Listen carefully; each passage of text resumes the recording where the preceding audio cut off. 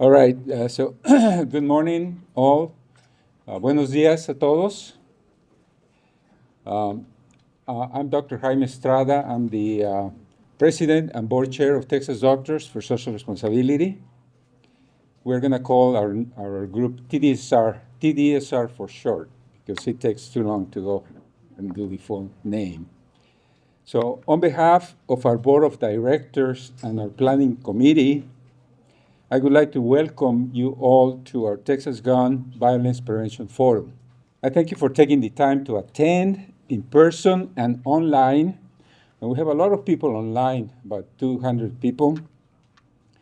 And to our speakers, thank you for agreeing to participate and support our cause, which is to stop gun violence in our state and nation. In particular, I would like to thank Representative Vicki Goodwin for her steadfast support and encouragement, which made it possible for us to be here at the Texas Capitol today.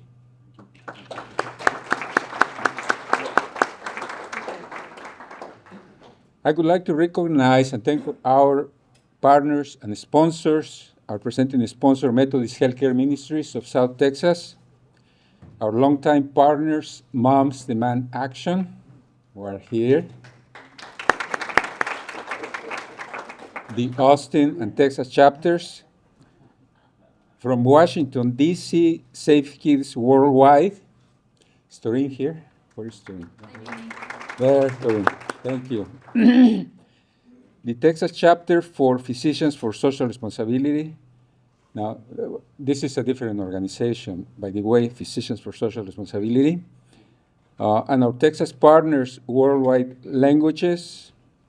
Javier, thank you. Texas Gun Sense, Texas Impact, and Community Justice. A special thanks to Honorable Ann Brown for making the trip from Washington, D.C., and for her generous support.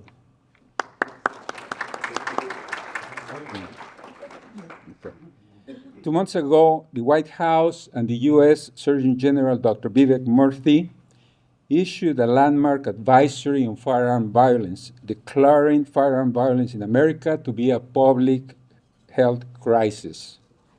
In support of Dr. Murthy's declaration, and as concerned medical professionals, TDSR is hosting this forum to continue promoting community-grounded conversations on the need for a public health approach to firearm violence and its prevention through advancing safety education, advocacy work, and common sense bipartisan legislative initiatives to keep firearms away from persons at risk of injuring themselves or others. Notice that I said bipartisan. In her recent New York Times op-ed entitled, "It's the Guns, It's Always the Guns," Gabby Giffords writes that our nation is wary of repetitive gun violence and that no one is safe from it. She also states that the major cause of the gun violence epidemic is the unchecked proliferation of firearms in our nation. Further, she discusses the need for political moderation, which would allow us to find a common purpose as a nation that needs to act on solutions instead of normalizing gun violence, as some politicians are proposing when they say that gun violence is a fact of life. You know who I'm talking about. TDSR has been raising awareness about gun violence and its impact on our communities in Texas and what's needed to prevent it through gun violence prevention forums in San Antonio, McAllen, and El Paso over the last 2 years. And today we are here at the seat of the political power in Texas, the Capitol, to make a clear statement to the establishment and the next legislature that bipartisan, common sense gun reform policies are needed to stop the loss of lives due to bullets. Today, we welcome speakers from all over the country who are passionate about changing the current climate of gun violence that is devastating our families and communities and making our schools battlegrounds where the children and teachers are being trained to stop bleeding to save the lives of gunshot victims instead of schools being sanctuaries of learning for our children. An important aim of this forum is to reach out and empower the younger generations of gun violence prevention advocates and activists who will continue the hard work of transforming our state and country into a safe and prosperous society for our children, families, and the generations to come. We welcome the young activists who will be participating in our forum today and thank them for the work they are already doing in their communities and through their organizations.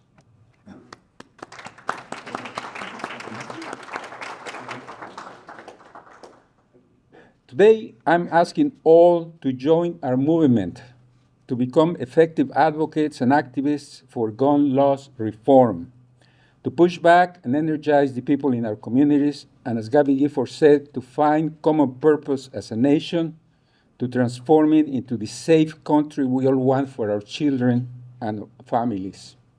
Thank you.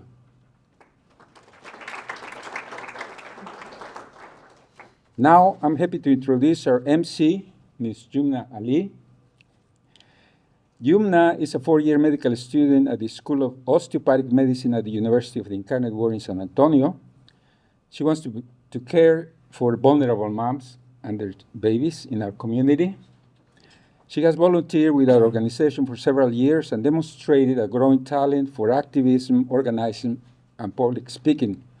At TDSR, we are all proud of her achievements and pleased that she has agreed to moderate our forum today. Yumna?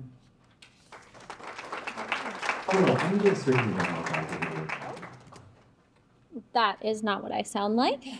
Good morning, everyone. It's nice to meet you. As Dr. Estrada mentioned, my name is Yumna, and I will be your MC/moderator for today. And my first task of the morning is to introduce our very first speaker who's going to be delivering our welcoming remarks, which is our very own Representative Vicki Goodwin.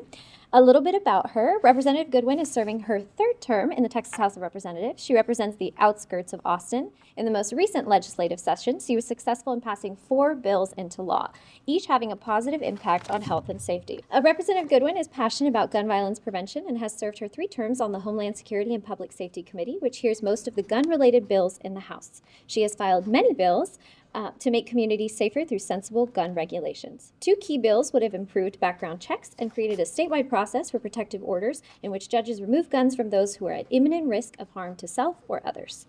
Other priorities for Representative Goodwin include investing in public education, expanding access to affordable health care, protecting the environment, and offering opportunities for success through good jobs and job training. And with that, Representative Goodwin.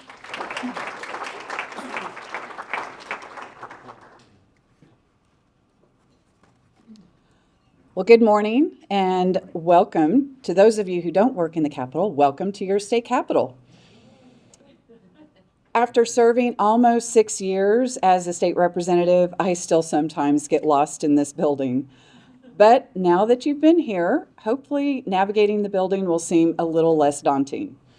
I hope that the information you hear today will encourage you to come back during the legislative session to advocate for sensible gun safety legislation. One goal of today's event is to give you information that will make it easier for you to come back and either be a witness giving testimony or be a supporter indicating your support or opposition for legislation. Every session I host a training event at the beginning of session to teach people like you how to come to the Capitol to advocate to help us pass good legislation or stop bad legislation. If you want to participate in the training, please do let me know so my staff can let you know of the dates. It's my honor to be able to give opening remarks today. This is the 3rd forum that I've attended in which the Texas Doctors for Social Responsibility have invited me to speak. I honestly wish we didn't have to come together like this and that we could all be focusing our attention on other issues, because this is such a tragic issue and it's tough to talk about. For many of us, we are here advocating for better laws in Texas because we have lost loved ones to gun violence. And that's an incredibly sad thing. I lost my dad to gun violence when he was 52 years old, and I was 23 years old in graduate school here at the LBJ School. He was at home when someone broke in and attempted a burglary. They found my brother's hunting rifle, and perhaps my dad surprised them. All we know is that he was shot and killed in Dallas, and we didn't have a chance to say goodbye. I have no memory of my final semester at the LBJ school. I do, however, remember graduating and receiving my diploma from the late, great Barbara Jordan. That was the same year that Ann Richards became our governor. The good old days. Except that for me, the loss of my dad was extremely traumatic. Just before the tragedy, I had spent the summer in Seoul, Korea, thinking that I wanted to pursue issues around international trade. But losing my dad took my focus off the professional report I intended to write, and instead I wrote a thesis on gun violence prevention back in 1991. Interestingly, some of the research I did was on community-led programs meant to address the underlying issues that lead to gun violence: lack of opportunity, financial stress, hopelessness, and a cycle of violence. Addressing these underlying issues and focusing on prevention is just as relevant today as it was back then. Today, we will hear about some of the community-led programs that are being supported at the local level. For all the small steps that we take, there is still so much more that needs to be done. Just this week, I learned that there have been multiple shooting threats at local high schools. 3 at the high school my daughter attended just a mile from my home, 1 at the high school in Lake Travis that I represent, and others that I've heard about in the news or from friends. What makes a student want to shoot teachers and classmates? What makes a student want to even just threaten to shoot up a school? And why in the world do we make it so incredibly easy for young people to access guns that are suitable for war, not hunting? Many people feel the situation has become hopeless and that the outcome is inevitable. I don't. I don't believe we should be hopeless. And that's why I continue to advocate for changes such as raising the age at which a person can buy an assault-style weapon, creating a standardized procedure for gun removal when ordered by a judge, and strengthening our background check system. These are reasonable measures, and I believe the majority of Texans would agree to some sensible policies that would create safer communities. Just yesterday, the Biden administration announced new executive orders to address devices that allow guns to rapid fire, called machine gun conversion devices, and 3D printed guns. Just as a reminder, the Biden-Harris administration created the Office of Gun Violence Prevention, passed the Bipartisan Safer Communities Act, and delivered over $15 billion in funding through the American Rescue Plan. Much of that was directed to community violence intervention programs. But bringing it back to Texas, I want to give you a little bit of background to set the stage. It was in the 1990s that Texas passed a law allowing people to legally carry guns in a concealed manner, the Concealed Carry Law, authored by Senator Jerry Patterson, who is joining us for a panel discussion that I will be moderating this afternoon. The idea was that some people felt safer if they could be armed with a handgun, but the gun had to be concealed as not to cause concern or intimidation.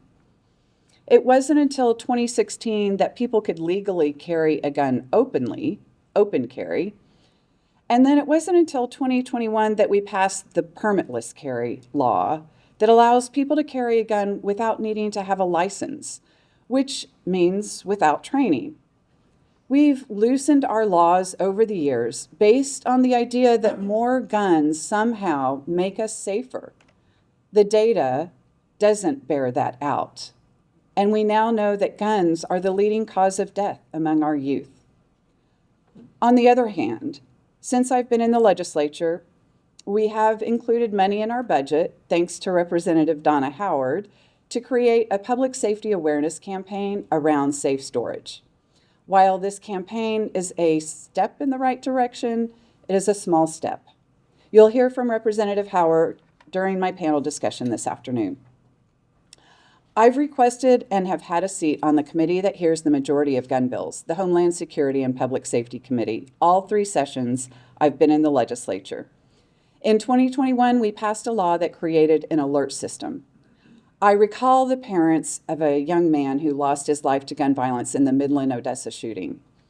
The resulting legislation created an alert system similar to Amber Alerts. However, the system has never once been utilized.